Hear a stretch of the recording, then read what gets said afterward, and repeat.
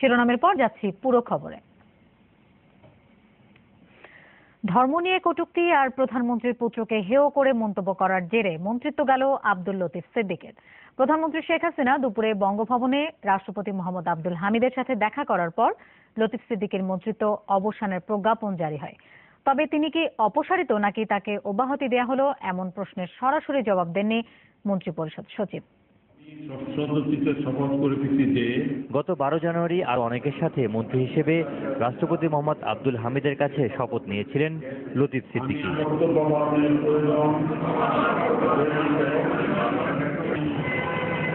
ঠিক 8 মাস পর রাষ্ট্রপতির অনুমোদনেই লতিফ সিদ্দিকীর মন্ত্রিত্বের অবসান হলো। রোববার দুপুরে রাষ্ট্রপতির সাথে সাক্ষাৎ করতে বঙ্গভবনে যান প্রধানমন্ত্রী শেখ হাসিনা।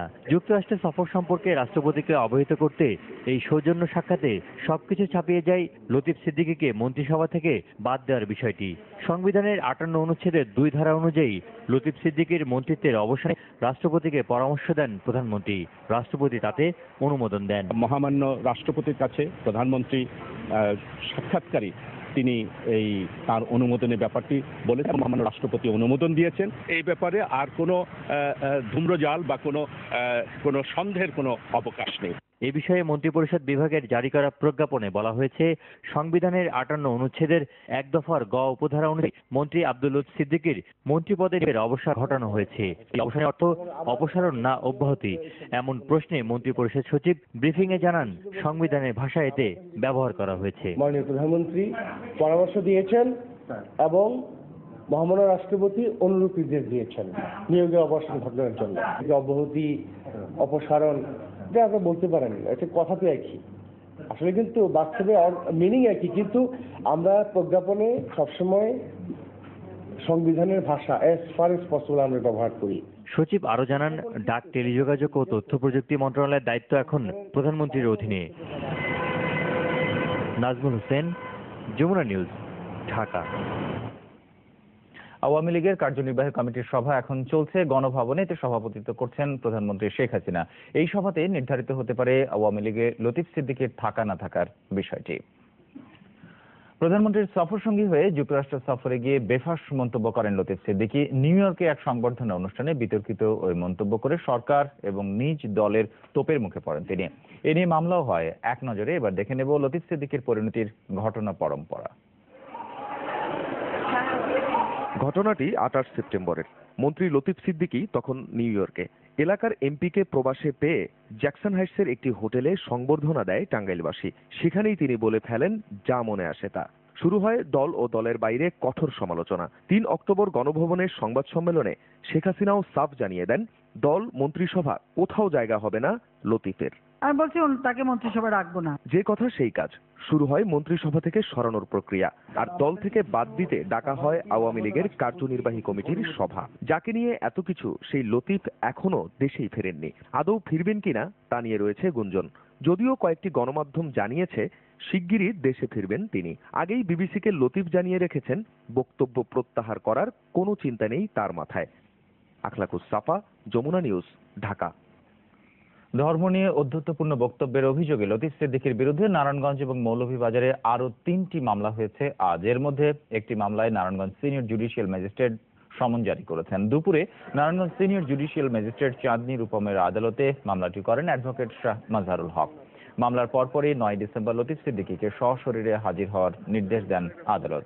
এদিকে মৌলভীবাজার সিনিয়র জুডিশিয়াল ম্যাজিস্ট্রেট আদালতে জেলা আইনজীবী সমিতির সাবেক সভাপতি মুজিবুর রহমান মুজিব বাদী হয়ে মামলা দায়ের করেছেন। অবৈধ সম্পদ অর্জন এবং তথ্য গোপনের অভিযোগে দুদকের মামলায় আব্দুর রহমান বদিকে কারাগারে পাঠানো হয়েছে। সকালে কক্সবাজার 4 আসনের এই সংসদ সদস্য সিএমএম আদালতে আত্মসমর্পণ করে জামিন আবেদন করলে তা নাকচ করে দেন বিচারক মারুফ হোসেন। তবে বদির আইনজীবীর দাবি, দুদকের মামলাটি উদ্দেশ্যমূলক এবং জামিন নাকচের বিরুদ্ধে উচ্চ আদালতে যাবেন তিনি। অবৈধ সম্পদ অর্জন এবং সম্পদের তথ্য গোপনের অভিযোগে দুদকের মামলা দায়েরের পর উচ্চ আদালত থেকে জামিন নিয়েছিলেন সরকার দলীয় সংসদ সদস্য আব্দুর রহমান বদি। রোববার জামিনের মেয়াদ শেষ হওয়ায় বিধানমতে বিচারিক আদালতে আত্মসমর্পণ করে আবার জামিন আবেদন করেন তিনি।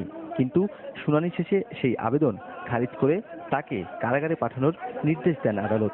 দুর্নীতি দমন কমিশন পুঙ্খানুপুঙ্খরূপে পরীক্ষা করবে এই সম্পদের গন্তব্য কোথায়, এই সম্পদের উৎপত্তি কোথায়। এর জন্য আমরা বিজ্ঞ আদালত নিবেদন করেছি মাননীয় সংসদ সদস্য জনাব আব্দুর রহমান বদী সাহেবের জামিন বাতিলপূর্বক তাকে জেল কাস্টডিতে নেওয়ার জন্য আমরা আবেদন করেছি। বিজ্ঞ আদালত উভয় পক্ষে শুনানি আনতে এই আদেশ প্রদান করেছেন, অর্থাৎ এই আসামিকে জেল কাস্টডিতে প্রেরণ করেছে।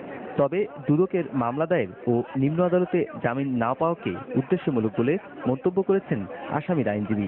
একদিনে ওনার সম্পদটা বাড়ে নাই, এইটা প্রতি বছর বাই বছর উনার সম্পদের পরিমাণটা বেড়েছে, এটা রাতারাতি এই অঙ্কে আসে নাই। এবং দুদক যে অভিযোগটা এনেছে 16 কোটি টাকার, এটা সম্পূর্ণ মিথ্যা এবং ভিত্তিহীন। কক্সবাজার 4 আসন থেকে প্রথমবার সংসদ নির্বাচনে প্রার্থী হওয়ার সময় আব্দুর রহমান বদির বৈধ সম্পদ ছিল 49 লাখ টাকার, কিন্তু 5 বছরের ব্যবধানে তার সম্পদ দাঁড়ায় 16 কোটিতে। হাজার কোটি টাকার কাজ এলাকায় করেছি, একটি টাকাও কারো কাছ থেকে দুর্নীতি করছি সেরকম প্রমাণ যদি। দুদকের নিজস্ব অনুসন্ধানে বেরিয়ে আসে 10 কোটি 81 লাখ টাকার সম্পদ অর্জনের গরমিল। সে কারণেই গত 23 আগস্ট সরকার দলীয় সংসদ সদস্য বদির বিরুদ্ধে মামলা করে দুদক। নুরনবী সরকার, যমুনা নিউজ, ঢাকা। এদিকে এমপি আব্দুর রহমান বদিকে কারাগারে পাঠানোর প্রতিবাদে কক্সবাজার টেকনাফ সড়ক 2.5 ঘন্টা অবরোধ করে বিক্ষোভ করেছেন তার সমর্থকরা। এ সময় তারা কক্সবাজার টেকনাফ সড়কের কুতুপালং, বালুখালী, হোয়াইক্যাং, নীলাসহ 20টি স্থানে ব্যারিকেড দিয়ে যান চলাচল বন্ধ করে দেওয়া হয়। সড়কের উপরেই তারা প্রতিবাদ সমাবেশ করেন। খবর পেয়ে সহকারী পুলিশ সুপার ছত্রধর ত্রিপুরার নেতৃত্বে পুলিশ ঘটনাস্থলে আসলেও সড়ক অবরোধ সরাতে ব্যর্থ হন। পরে 72 ঘন্টার মধ্যে বদির মুক্তির আলটিমেটাম দিয়ে অবরোধ প্রত্যাহার করেন বদির সমর্থকরা। এদিকে টেকনাফ পৌর এলাকায় সব ধরনের দোকান বন্ধ করে দেন বদি সমর্থিতরা। সংসদ সদস্য হলেও গডফাদার হিসেবে আব্দুর রহমান বদির পরিচিতি দীর্ঘদিনের। সংসদ সদস্য হয়েছেন একাধিকবার।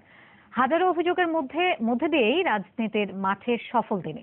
আর অন্যদিকে ইয়াবা বাণিজ্য, মানব পাচার সহ বিভিন্ন অবৈধ কারবারের অভিযোগও রয়েছে তার বিরুদ্ধে, অথচ নানা কৌশলে এখনো ধরাছোঁয়ার বাইরে তিনি। তবে সবশেষ দুর্নীতির অভিযোগে গ্রেপ্তার হয়েছেন সরকারি দলের এই সংসদ সদস্য। নাম চলে আসলে আপনার নামটা চলে আসে। আন্তর্জাতিক চোরাচালান সিন্ডিকেটের গডফাদার টেকনাফের এজাহার মিয়া কোম্পানির বড় সন্তান আব্দুর রহমান বদি আছে কিনা একবার দেখা দরকার। কক্সবাজার 4 আসনে আওয়ামী লীগের সংসদ সদস্য। উখিয়া টেকনাফের গডফাদার হিসেবে দীর্ঘদিন থেকেই পরিচিত তিনি। ওদের কাছ থেকে টাকা নিয়ে আপনার পেপারের মধ্যে এটা লেখার কারণে তো আজকে এই অবস্থা হয়েছে। কিছুদিন আগে এসব নিয়ে আব্দুর রহমান বদি কথা বলেন যমুনা টিভির ইনভেস্টিগেশন 360 ডিগ্রি অনুষ্ঠানে। এই 5 বছরে এত টাকা মালিক হলেন কিভাবে? আসলে 5 বছর আমি এত টাকার মালিক হয়েছি কিভাবে সেটা শুনে। এমপি হওয়ার পরে আমি যে সমস্ত মালগুলা, যে সমস্ত ব্যবসাগুলো করছি সবগুলো সরকারের ট্যাক্স দিয়েছি এবং সরকারকে রেভিনিউ দিয়ে আমি ব্যবসাগুলো করেছি। আমি এমপি হিসেবে আমি সুযোগ পাবো না? আপনি বলেন। এমপি হিসেবে স্থানীয় বাসিন্দা, সংবাদ মাধ্যম কিংবা গোয়েন্দা সংস্থা কারো অভিযোগই আমলে নেন না আব্দুর রহমান বদি, বরং সবকিছুকে বৃদ্ধাঙ্গুলি দেখিয়ে চলার অভ্যেস তার দীর্ঘদিনের। নির্বাচনী হলফনামায় তথ্য গোপনের অভিযোগে দুদকের মামলার পর দুর্নীতি দমন কমিশনকে নিয়েও আপত্তিকর মন্তব্য করেছেন তিনি। বদিকে তাড়াচ্ছে দুর্নীতিবাদ হিসাবে, আপনি মামলা করেছেন দুর্নীতিবাদ হিসাবে, অপরদিকে আয়কর দিবসে আসছে ওনারা বলছেন আমি সারা করদাতা কোনটা সুস্থ আপনার বিচার বিশ্লেষণ করেন। ইয়াবা চোরাচালান, মানব পাচার সহ জঙ্গিবাদের মদত দেওয়ারও অভিযোগ রয়েছে সরকারি দলের এই সংসদ সদস্যের বিরুদ্ধে। শক্ত প্রমাণ থাকলেও নানা কৌশলে বারবারই পার পেয়ে গেছেন তিনি। স্বরাষ্ট্রমন্ত্রীর তালিকাতে যাদের নাম আছে আপনি গিয়ে খোঁজ করে যান, সেখানে খোঁজ করে দেখেন যাদের নাম আছে, যারা বিকারী তাদের নাম আছে, যারা প্রকৃত ব্যবসায়ী তাদের নাম নাই। গোয়েন্দা সূত্রে জানা যায় উখিয়া টেকনাফে রোহিঙ্গাদের অনুপ্রবেশ ও তাদের অবস্থানের পেছনে মদত রয়েছে আব্দুর রহমান বদির। জঙ্গি তৎপরতার অভিযোগ আছে এমন ব্যক্তিদের মাধ্যমে চলছে এসব তৎপরতা। প্রভাবশালী হওয়ায় স্থানীয় প্রশাসনও এ বিষয়ে ব্যবস্থা নেয়নি। নির্দেশ না মানায় স্কুল শিক্ষক কিংবা প্রকৌশলীকে মারধরের ঘটনাও ঘটিয়েছেন আওয়ামী লীগের এই সংসদ সদস্য। বর্তমানে দুদকের মামলায় জেলে আছেন তিনি। মহসিনুল হাকিম, যমুনা নিউজ, ঢাকা। নোয়াখালী লক্ষ্মীপুরের সীমান্তবর্তী এলাকা যেন অবৈধ অস্ত্র আর সন্ত্রাসের অভয়ারণ্য। অপরাধ কর্মে এসব স্বয়ংক্রিয় এবং অত্যাধুনিক অস্ত্র উঠেছে কিশোরদের হাতে। খুন, দখল, অপহরণ এবং চাঁদাবাজির মতো অপরাধে মূলত ব্যবহার করা হয় এইসব অস্ত্র। অনুসন্ধানে জানা গেছে নিজেদের আধিপত্যের বিস্তার করতে লক্ষ্মীপুর এবং নোয়াখালীর বিভিন্ন বাহিনী এইসব অবৈধ অস্ত্রের মজুদ বাড়াচ্ছে। রিয়াজ রায়হানের 2 পর্বের প্রতিবেদনের আজ দেখুন প্রথম পর্ব।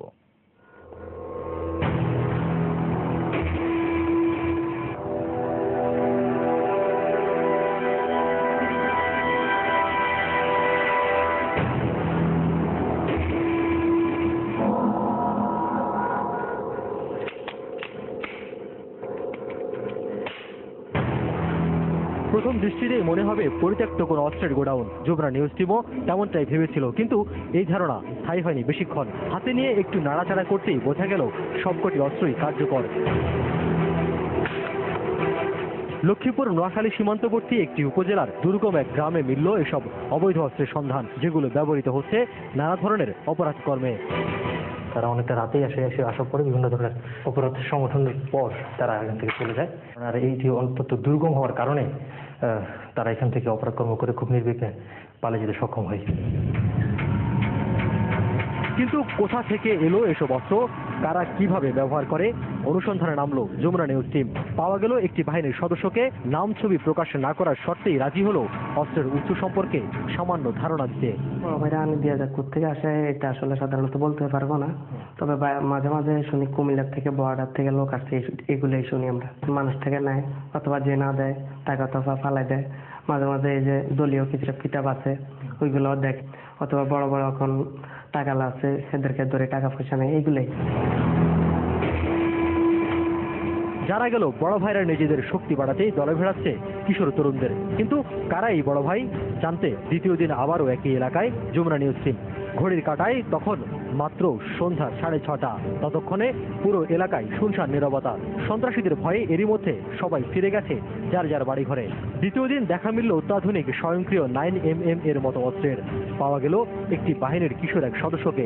জানতে চাওয়া কিভাবে তার এই জগতে আসা। সব তোমাকে ঠিক আছে, শুধু মারবি আর ফিরবি, কিন্তু আমাকে বলতেছে আমি মারতে, কিন্তু আমি বহুত মানুষ মেরে ফেলেছি। ফোনের আগে মারিয়ে যাই।